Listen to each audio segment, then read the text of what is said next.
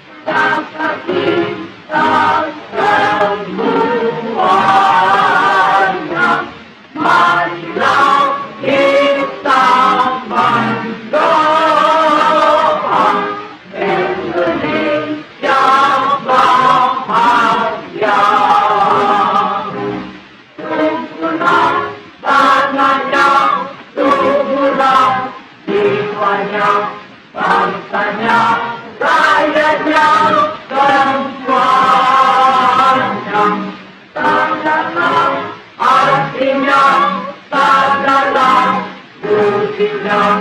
untuk Indonesia Raya.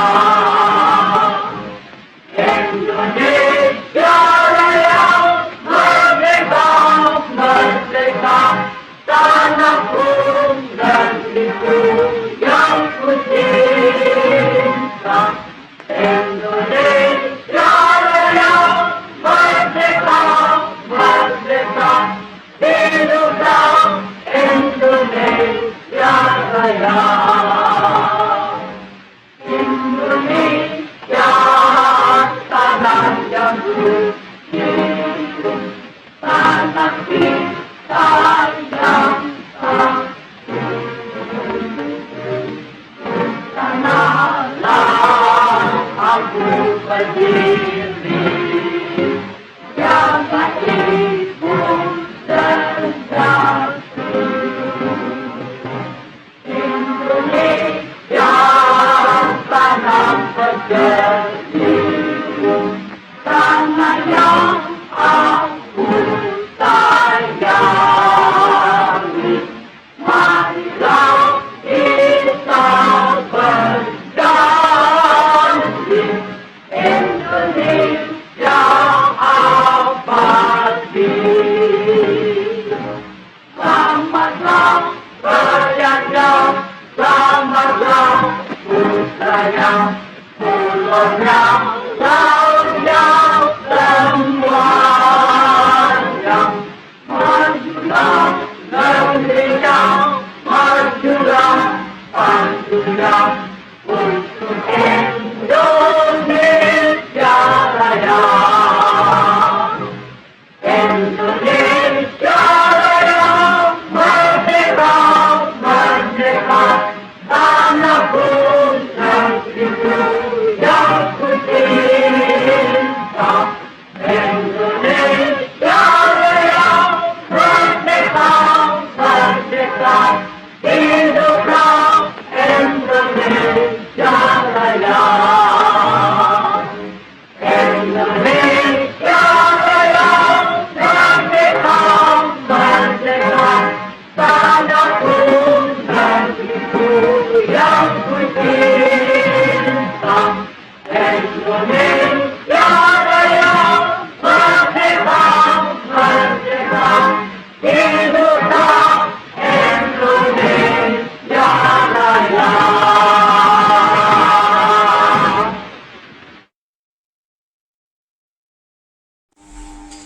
Nah, setelah kita menyaksikan video lagu Indonesia Raya, marilah kita memulai pelajaran pada hari ini. Nah, ada yang tahu gelombang bunyi itu apa? Diperhatikan ya anak. Gelombang bunyi atau bisa kita sebut dengan suara adalah gelombang yang merambat melalui suatu medium rambat. Gelombang bunyi merupakan jenis gelombang longitudinal. Gelombang bunyi disebut gelombang longitudinal karena arah rambatnya sama dengan arah geraknya. Bunyi memiliki 3 aspek utama, yaitu sumber bunyi, energi bunyi, dan penerima gelombang. Nah, yang kita pelajari pertama adalah sumber bunyi. Yang pertama, sumber bunyi pada pemahaman kita ini melihat gelombang dari sumber yang menghasilkan bunyi tersebut. Bunyi sangat mempengaruhi dalam produksi bunyi tersebut. Di sumber bunyi kita dapat menghasilkan bunyi nada tinggi, rendah, maupun sedang. maupun juga sumber bunyi yang berbeda menghasilkan warna bunyi yang berbeda. Warna bunyi secara umumnya dapat diilustrasikan dengan kalian dapat membedakan suara ibu dan bapak kalian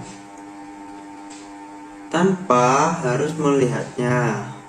Perbedaan tersebut merupakan warna bunyi. Selanjutnya, kita akan membahas energi bunyi. Nah, setiap gelombang bunyi pasti mengantarkan energinya. Kok bisa begitu? Apa buktinya?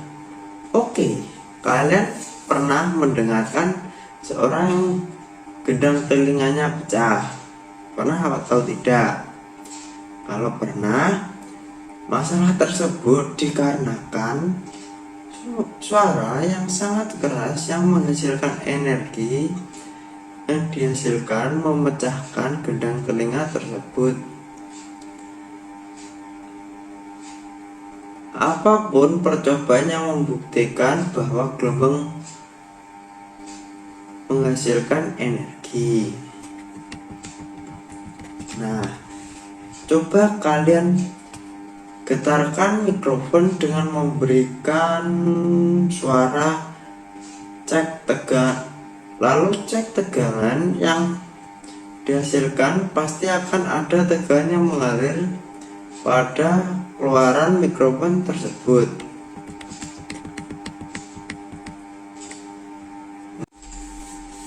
Selanjutnya, penerapan gelombang bunyi dalam kehidupan sehari-hari.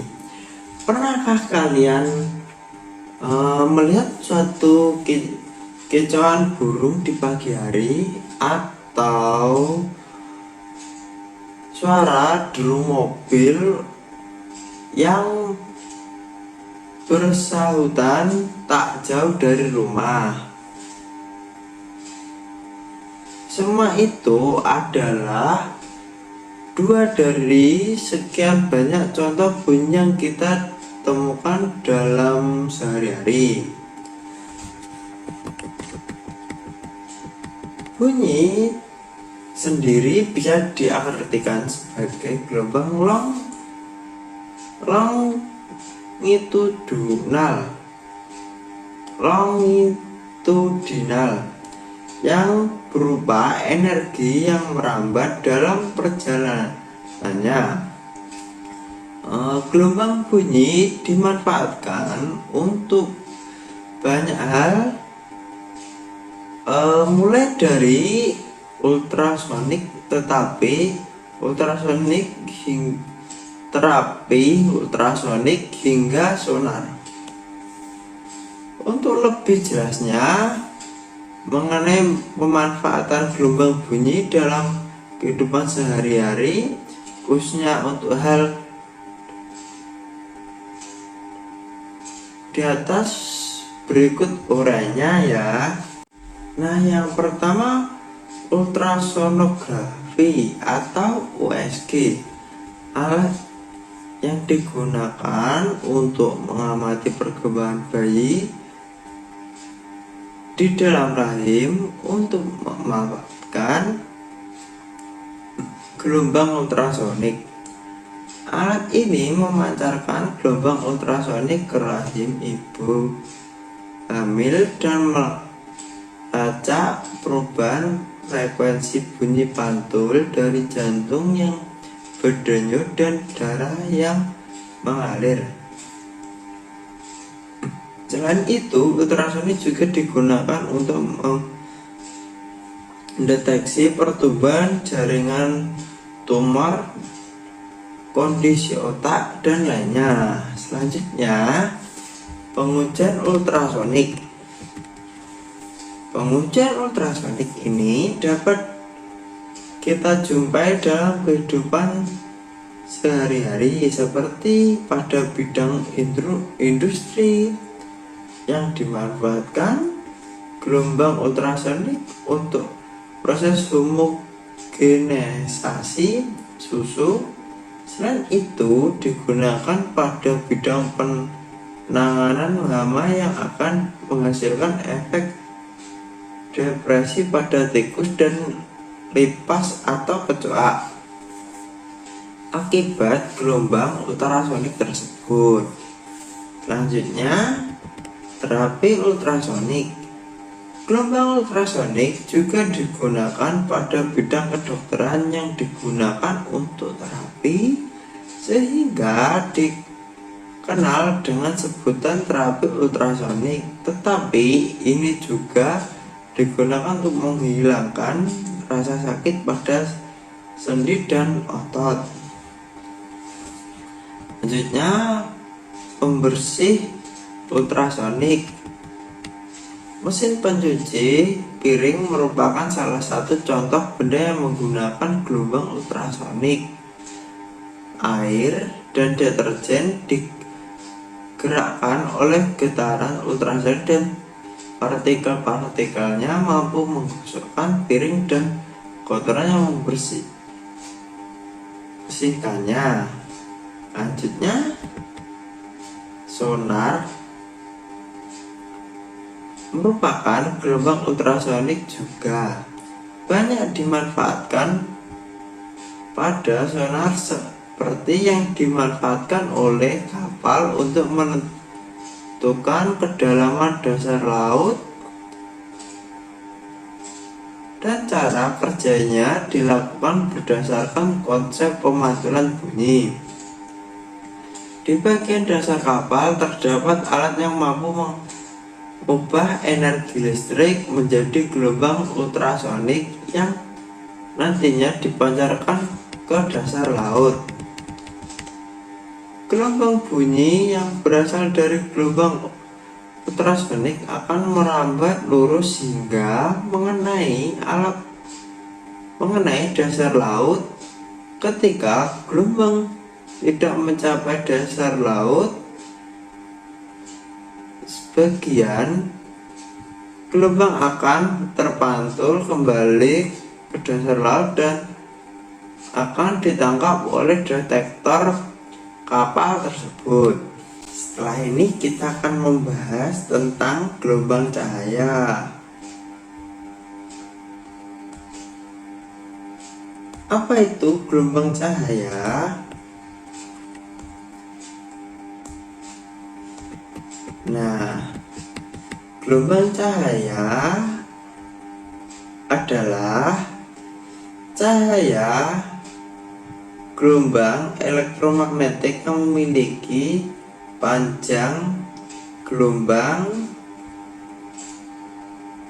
dari 400 sampai 700 mm, di mana dengan panjang gelombang yang sedemikian sehingga spektrum tersebut dapat dilihat oleh mata telanjang, dan itulah yang disebut cahaya dampak. Sifat gelombang cahaya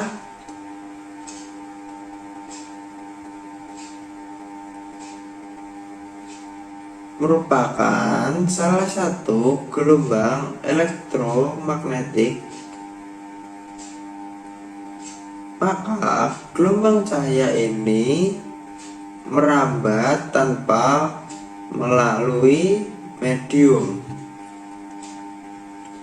Nah, perhatikan gambar di bawah ini ya.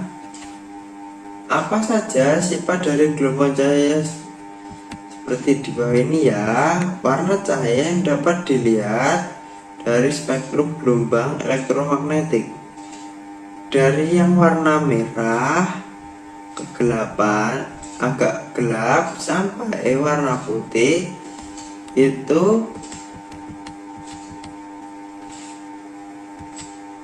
kita perhatikan ya. Dari yang merah tua itu namanya infrared. Nah, kalau yang ungu agak putih itu namanya ultraviolet. Nah,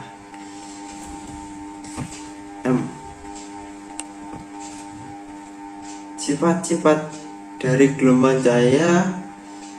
Yang pertama, cahaya dapat dilihat dengan mata telanjang, ya kan? Yang kedua, arah rambat cahaya tegak lurus, arah getar atau transversal. Yang ketiga, cahaya merambat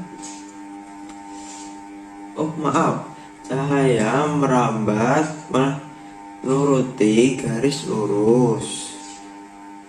Yang keempat, cahaya memiliki energi. Selanjutnya, cahaya berasal dari pancaran dalam bentuk radiasi atau tanpa menghantar, atau dihasilkan dari pancaran partikel-partikel yang bergerak dan mengandung listrik. Selanjutnya, mengalami pembiasan intervensi cahaya, difraksi, memantulkan, dan polarisasi. Penjelasan dari sifat gelombang cahaya yang terakhir yaitu sebagai berikut ya. Yang pertama, pembiasan cahaya atau refleksi adalah pembulakan arah rambat cahaya ketika cahaya memasuki suatu benda atau medium dengan keterapan yang berbeda. Yang kedua, interferensi cahaya merupakan perpaduan dari dua cahaya sehingga dapat membentuk satu gelombang baru.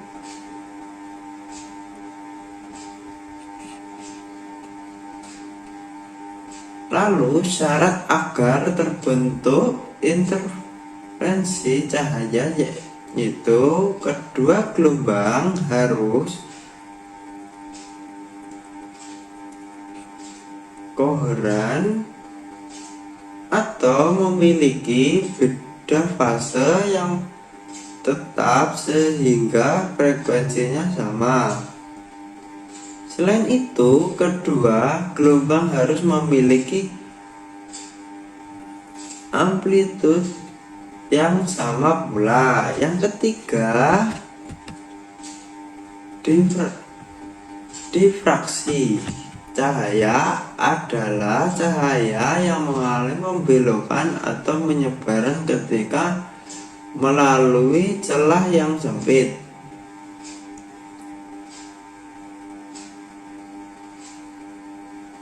Nah, selanjutnya pemantulan dan polarisasi keadaan ketika cahaya mengenai sebuah benda agar benda datar sehingga menjadi penghantar bagi cahaya tersebut.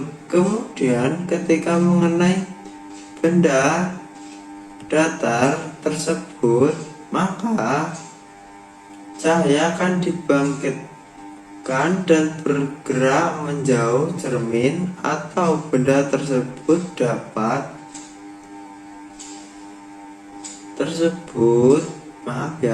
tersebut pada sifat cahaya yang ini lalu berlaku hukum memantul sebagai berikut. Perhatikan ya, didengarkan. Yang pertama, sinar datar dari garis normal, maka sinar pantul juga terletak pada titik lain pada bidang datar. Selanjutnya, sudut yang berbentuk antara garis sinar garis sinar datang dengan garis normal harus sama. Ketika terdapat cahaya, maka akan ada energi yang dibawa dari partikel yang menyebabkan cahaya dapat terlihat oleh mata. Nah, selanjutnya penerapan gelombang cahaya dalam kehidupan sehari-hari. Penerapan gelombang cahaya dalam kehidupan sehari-hari diaplikasikan. Prinsip gelombang cahaya banyak digunakan di kehidupan sehari-hari, yang contohnya di bidang teknologi.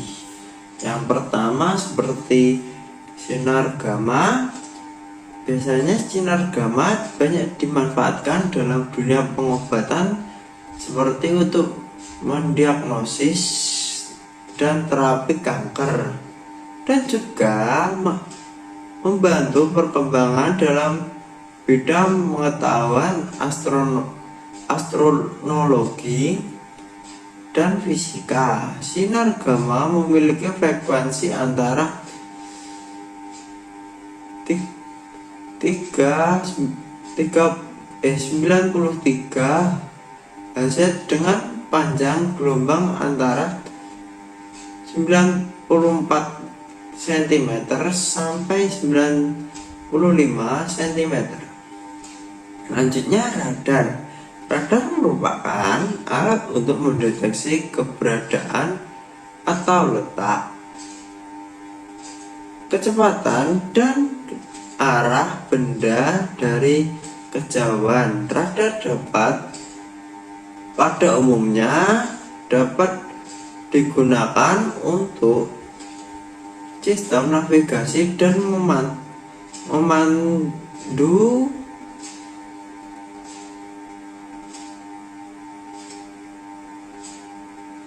radar juga dapat menghasilkan radiasi frekuensi radio atau masih banyak lagi. Selanjutnya, sinar X. Apa kalian pernah menemani kerabat atau saudara kalian, atau mengalami sendiri di rumah sakit melakukan radiografi untuk melihat apakah ada tulang kalian yang patah atau retak? Jika iya, kalian harus bersyukur. Dengan adanya keberadaan sinar X, hal ini sangat mempermudah tenaga medis untuk memeriksa kondisi seseorang tanpa harus membedahnya terlebih dahulu. Nah, sinar X memiliki frekuensi dari 96 Hz sampai 39 Hz. Panjang gelombangnya sangat pendek, yaitu sekitar 98 cm sampai 99. Nah, setelah kita mempelajari tentang apa itu gelombang bunyi dan gelombang cahaya dan penerapan gelombang bunyi dan cahaya, Bapak di sini memberikan VR tentang contoh penerapan gelombang bunyi dan cahaya dalam lingkungan sekitar kalian. PR ini dikerjakan, lalu minggu depan dikumpulkan ya anak-anak. Nah, sebelumnya wassalamualaikum warahmatullahi wabarakatuh.